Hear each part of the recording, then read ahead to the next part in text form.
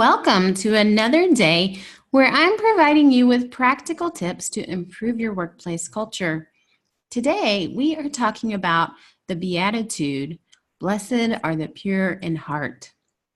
And when we think about what this means, we think about a heart being clean, pure, unblemished, but not just that, so much so that it purifies our thoughts and feelings, that we don't have to consciously make decisions to do the right thing. It just naturally happens because what we're putting into our minds, into our hearts, is good.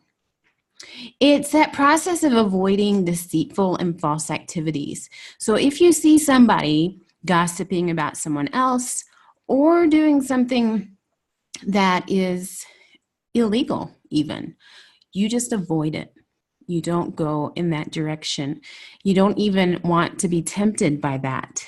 And so for some people, this means shutting down certain things, maybe not watching the news or watching certain television shows or listening to certain music, just completely avoiding anything that could be toxic to our heart and mind. It's this purity where we are living on mission. And so if we're in the workplace, our work likely has a mission in and of itself. And hopefully that mission of your workplace aligns with your overall mission. But living on mission here with purity of the heart is about knowing that our mission is to do good, to love God, to love others, and that's our mission. So in the workplace, even if we don't like our coworkers or like our boss, or there's some conflict in the work, or perhaps you're not even in agreement with what the overall mission is at the workplace. But when you love God and you love others, it puts a new perspective on how we do work. Because we find that our daily effort then is to honor and glorify God. It's not so much to do the work that our boss told us to do, which is ultimately what we will do, but we do it with high performance, with high standards, because we know that we're working for God.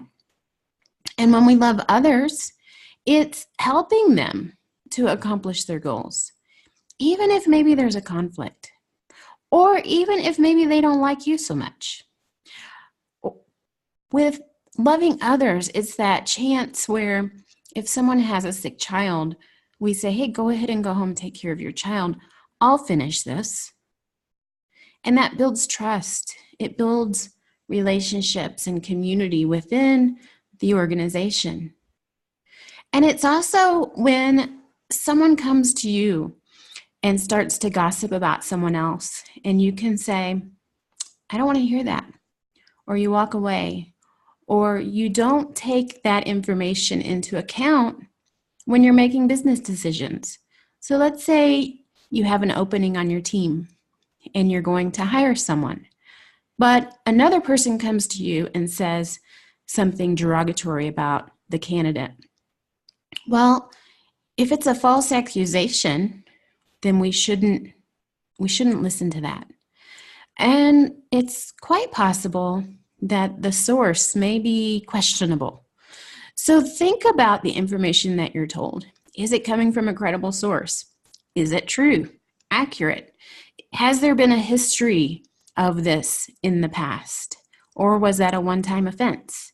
If so, you could have mercy and still offer to continue with that application process. Okay, so my assignment for you today is to think about, are you living with integrity? A pure heart, clean, unblemished heart? Or do you consciously need to make choices to do the right thing? Does it just come natural? Think about lying, for example. Are you one that maybe thinks, well, it's just a little white lie, it's not going to hurt? Or, well, if we don't tell them, then it's not really a lie. Or are you the type person that wants to be completely forthcoming and honest? So with integrity, with a pure heart, we want to be transparent. We want to make sure that we communicate what needs to be communicated, that we're not withholding information.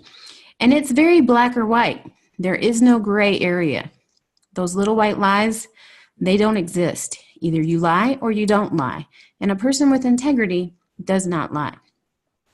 Do you participate in or allow gossip to influence your decisions? Think about gossip in general. Do you allow that around you? Or do you dismiss yourself from those types of conversations?